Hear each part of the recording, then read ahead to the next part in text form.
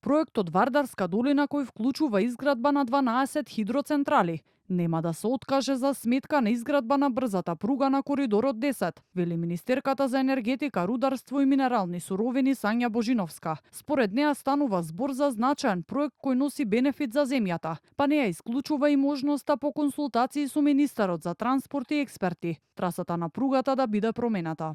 Не сме се откажале од ништо, разговараме со министерот за транспорт и тоа ќе видиме.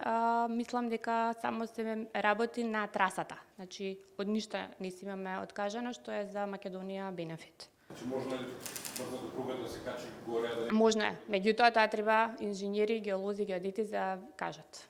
Со речиси 2 милиарди евра, брзата пруга владата ќе ја гради со пари од британскиот заем. Со заемот премиерот Мицкоски откри дека постои можност да се градат и хидроцентралите Чебрен и Галиште со инвестиција од над 1 милиарда евра.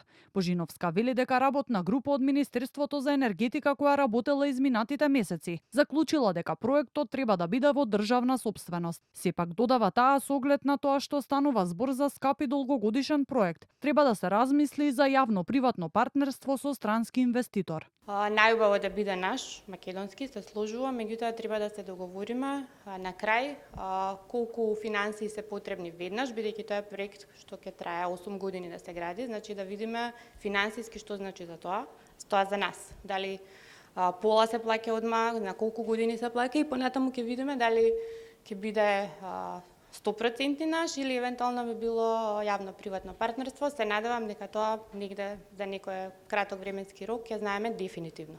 На пресконференцијата по повод 1 година од основањето на Министерството за енергетика, рударство и минерални суровини, Божиновска меѓу другото до крајот на годината најави уште една акција за ваучери за инвертер клима уреди, како и поддршка од 60 милиони денари за ранливите потрошувачи.